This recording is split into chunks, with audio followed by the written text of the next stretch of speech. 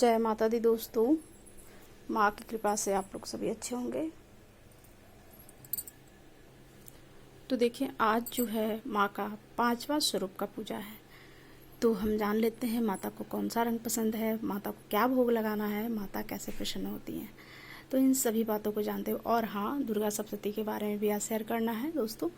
तो बहुत का कमेंट आ रहा था, तो मैं कल नहीं बता पाई थी, लेकिन आज मैं बताऊँगी।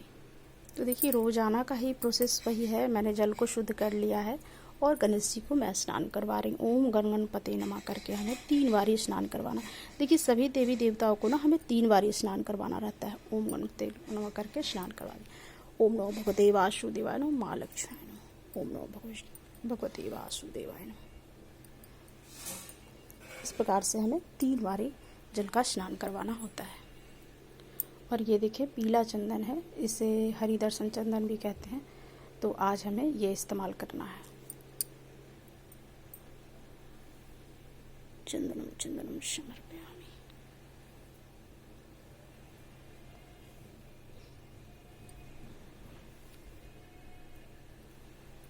फिर हमें वस्त्र, देखिए, वस्त्रम वस्त्रम समर्पयामि, पुष्पम पुष्पम समर्पयामि। देखिए, आज हमने गणेश जी को दुर्भा समर्पित करना है। कांडस कांडस दुर्भा समर्पयामि। भगवान को स्नान करवाने के बाद हमने चंदन टीका दुर्भा वस्त्र समर्पित किया। अब हमें भोग समर्पित करना है। अक्षतम समर्पयामि, अक्षत को भी समर्पित करना है हमें। पान पे हमने समर्पित किया है। और ये पुंगी फलम समर्पयामि, भोग प्रसादम समर्पयामि। फिर आ जाते हैं कलश देवता के पास। गणेश जी की पूजा करने के बाद ओम कलशाय नमः 3 बार इसी प्रकार से ओम कलशाय नमः, ओम कलशाय नमः करके हमें कलश महाराज को जल समर्पित करना है।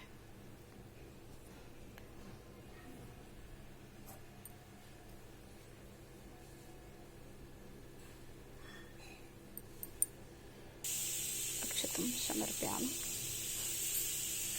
मिष्ठान्नं समर्पयामि। इस प्रकार से हमें पुष्पम समर्पयामि, पुष्पम समर्पयामि। ये गणेश जी को भी धूप दीप का भाव करना है और कलश महाराज को भी। अब हम आते हैं माता रानी की पूजा में। तो इसी प्रकार से माता को भी स्नान करवाना है हमें 3 बारी। स्नानम समर्पयामि, स्नानम समर्पयामि, स्नानम समर्पयामि। महालक्ष्मी माय स्नानम समर्पयामि।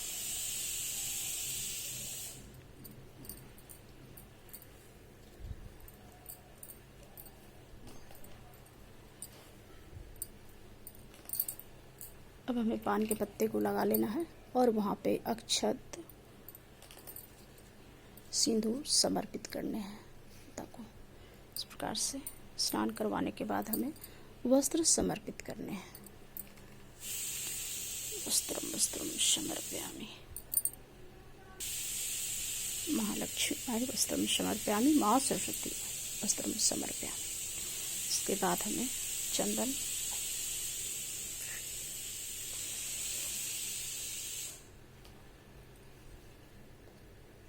पीला चंदन समर्पित करना है।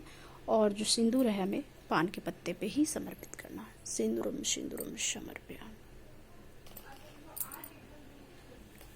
माँ को अक्षत समर्पित करते हैं। अक्षतम अक्षतम समर्पयामि। फिर ये जो दीप हमने रखा है उसे प्रज्वलित करना है। धूपम दीपम समर्पयामि। यहाँ दीपक को स्थापित कर देना है। फिर माता को पुष्प से श्रृंगार करना है। देखिए, आज जो है माता को वस्त्र में जो चढ़ता है, आज जो माँ का है 5वां स्वरूप का पूजा हो रहा है। 5वां स्वरूप का माँ का नाम है माँ स्कंद माता। तो माँ स्कंद माता का जो पूजा है वो उन्हें आज पीले वस्त्र पहनाए जाते हैं, उन्हें पीले वस्त्र धारण कराए जाते हैं, पीले फल का भोग लगाया जाता है और पीले फूल भी चढ़ाए जाते हैं। तो माता स्कंद माता जो हैं वो आपके शरीर को स्वस्थ रखने में, बुद्धि की वृद्धि करने में माँ लक्ष्मी के साथ रहते हैं वो, रहती हैं तो माँ लक्ष्मी के वृद्धि करने में उस सभी में सहायक होती हैं। तो इसलिए माँ स्कंद का पूजा होता है। तो आज 5वां जो स्वरूप है माँ स्कंद माता का है, तो उन्हें पीला वस्त्र चढ़ाएं, पीला फूल लगाएं और पीले फल का भोग लगाएं। जैसे केला, माँ स्कंद माता का जो भोग प्रिय भोग है वो केला है, तो केले का भोग लगाएं। देखिए मैंने स्नान करवा दिया है और ये जो पुष्प हैं हमारे के यहाँ बहुत बड़े बड़े पुष्प हैं, ये देखें। तो ये माता की दया से आज जो पीले पुष्प हैं वो यहाँ पे मैं समर्पित कर रही हूँ। और ये जो माता का श्रृंगार है पीले पुष्प से। और देखिए ये जो है बैजंती का पुष्प होता है जो कृष्ण भगवान को बहुत प्रिय होता है, और इसका जो बीज होता है इससे तैयार होता है बैजंती का माला जो भगवान को बहुत प्रिय है। तो ये पुष्प भी माता को आज पीले पुष्प में आप समर्पित कर सकते हैं। लेकिन आप पीले पुष्प में आप कनेर का भी पुष्प माँ को समर्पित कर सकते हैं, लेकिन हमारे पास भगवान की दया से, माँ की दया से ये देखिए पीले पुष्प हैं श्रृंगार के लिए बहुत सारे खिले हैं। और माँ के पास जो इत्र होता है ना, इत्र रखा हुआ रहना बहुत आवश्यक होता है और बहुत विशेष फल देता है दोस्तों। तो देखिए ये पुष्प जो है, देखिए बड़े बड़े पुष्प जो है बहुत सारे आज माता की कृपा से खिले हैं। तो पीले पुष्प का तो बहार है। तो इस प्रकार से हम लाल, गुलाबी, पीले पुष्प माता को बहुत प्रिय है दोस्तों। और महालक्ष्मी माई को जो गुलाबी पुष्प होते हैं ना वो बहुत प्रिय होते हैं। तो देखिए पुष्प इतने बड़े बड़े होते हैं कि यहाँ पे 2-4 पुष्प लगाओ तो पूरा मंदिर ही भर जाता है, ये देखिए। और कुछ लाल पुष्प भी हमने माँ को चढ़ाने हैं। पुष्पम पुष्पम समर्पयामि। माँ से प्रार्थना करते हुए, माँ अम्बे जगदम्बे कल्याण श्री कल्याण करो माँ, और मेरी पूजा को स्वीकार करो माँ। असीम कृपा करने वाली माँ। इस तरीके से हमें पुष्प समर्पित। और ये देखिए जो ये मालती का पुष्प होता है ना, ये भगवान को, विष्णु भगवान को बहुत प्रिय है, माता को भी चढ़ाए जाते हैं।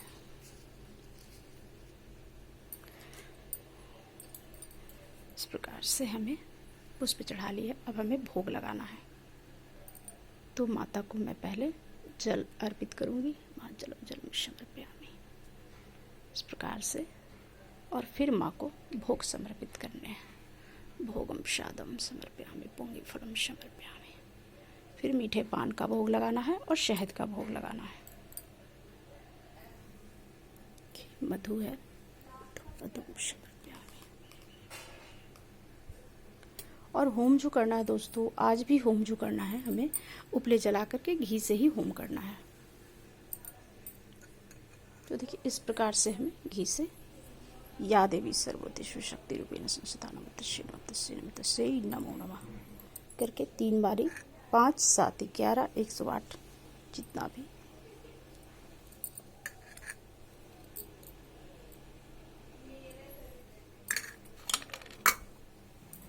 इस प्रकार से माँ को घी से होम करना है ताकि माँ के पास भोग जो है हमारा पहुँच जाए घी के द्वारा, हवन के द्वारा।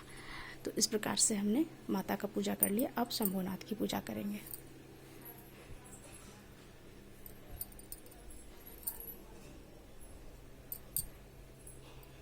ओम गणगणपते नमः, कार्तिकाय नमः, सुख सुंदरी नमः, माँ पार्वत्याय नमः, नमः शिवाय, नमः शिवाय, नमः शिवाय, वासुकीनाथाय नमः,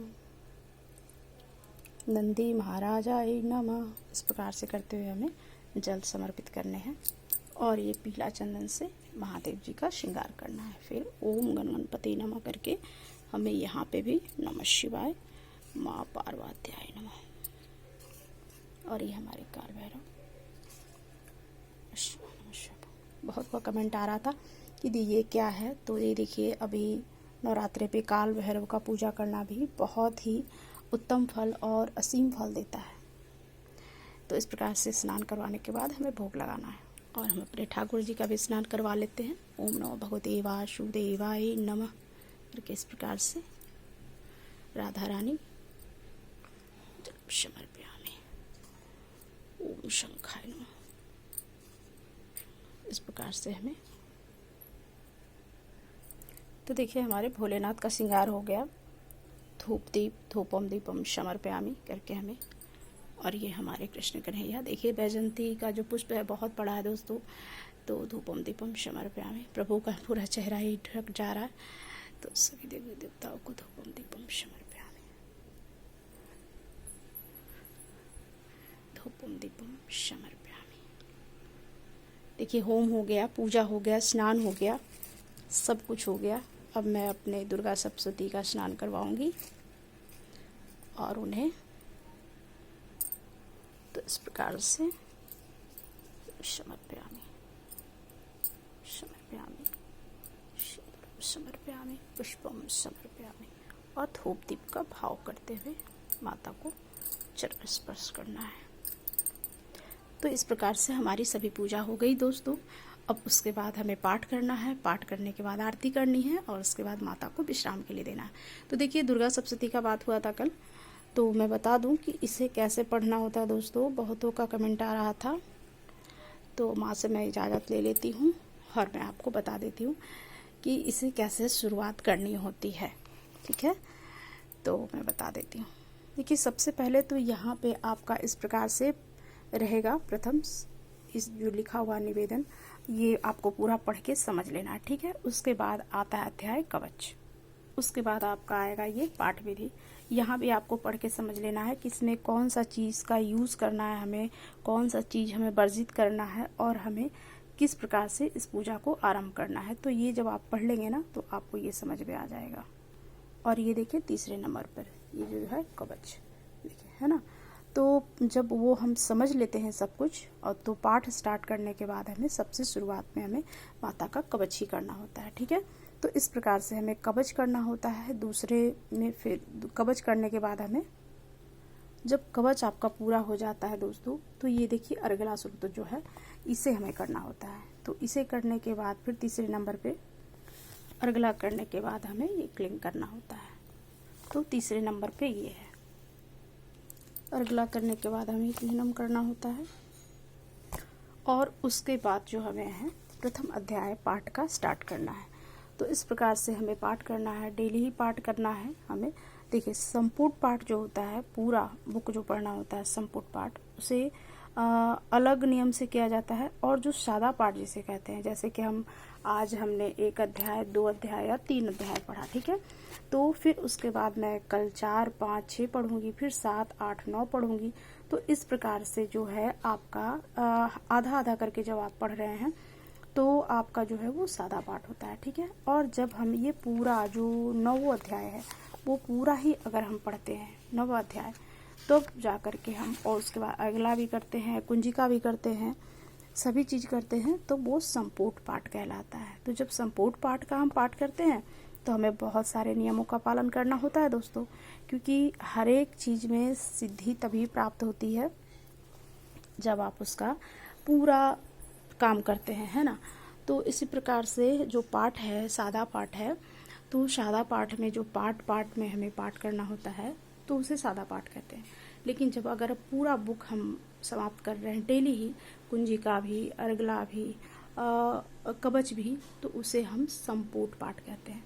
तो संपूर्ण पाठ जो करते हैं उनके लिए नियम अलग होते हैं दोस्तों। बहुत सारे चीज़ को वर्जित होता है, बहुत सारा आपको घर से निकलना नहीं होता है, अपने अखंड दीपक को छोड़ के। अखंड दीपक को छोड़ के तो अभी भी नहीं निकलना होता, पूरा घर खाली नहीं करना होता, आपको किसी न किसी सदस्य को रहना ही होता है। तो इन सब बातों को ध्यान में रखते हुए अपनी 9 दिन की जो पूजा है बहुत संघर्ष करना होता है। इसमें बहुत सारे चीज़ों का त्याग करना होता है, ब्रह्मचर्य का पालन करना होता है। इन सभी चीज़ों को ध्यान में रखते हुए हम 9 दिन के पाठ को स्वीकार करते हैं, माता जो है स्वीकार करती हैं। तो इसलिए जो संपूर्ण पाठ है उसका नियम बहुत अलग होता है। तो इसलिए जब संपूर्ण पाठ करेंगे दोस्तों तो आपको बहुत चीज़ों का ध्यान रखना होगा, और जब सादा पाठ करेंगे तभी भी ध्यान रखना होता है। ऐसा नहीं है कि आप ऐसे ही मनमानी कर सकते हैं, ऐसा नहीं है। जब आपने माता को बुलाया है तो उनका श्रद्धा से बहुत अच्छे से सेवा करनी होती है। तो इस प्रकार से संपूर्ण पाठ जो है उसमें बहुत सारे नियमों का पालन करना आवश्यक होता है। तो इस प्रकार से आप जिस तरह से सार्थक हैं, जिस तरह से सामर्थ्य है आपका, उस प्रकार से पाठ को स्टार्ट करें। पर घबराए नहीं आप, विचलित ना हो कि हमें पाठ करने से ये मतलब ये करना होता है, डरे नहीं। क्योंकि भगवान देवी देवता का उपासना जब हम करते हैं तो हम अपने शक्ति से नहीं कर पाते हैं, माता या देव देवी जो है सहायक बनते हैं, तभी हम उस उपासना को पूर्ण कर पाते हैं। तो इसलिए देखिए घबराए नहीं, और जो भी है दुर्गा सप्तशती का पाठ जो है अच्छे से करें और धैर्य से करें। और एक संकल्प जब आप ले लेते हैं तो माता या देवी देवता जो होते हैं वो खुद ही आपका संकल्प को पूरा करने में लग जाते हैं। तो इस प्रकार से आज जो है पीले पुष्प से माता का श्रृंगार करें, पीले फल का भोग लगाएं और पीले वस्त्र धारण करवाएं। चूहों ने जो है दोस्तों, ये हमारी जौ की जो खेती है 4 दिन की, देखिए, पर जो चूहों ने जो परेशान कर रखा है ना, सारे जौ को उन्होंने खा लिया है, जो 1-2 है वो निकलेगा। तो चलिए सभी को मेरी तरफ से जय माता दी, और अच्छे से सभी कोई पूजा करें।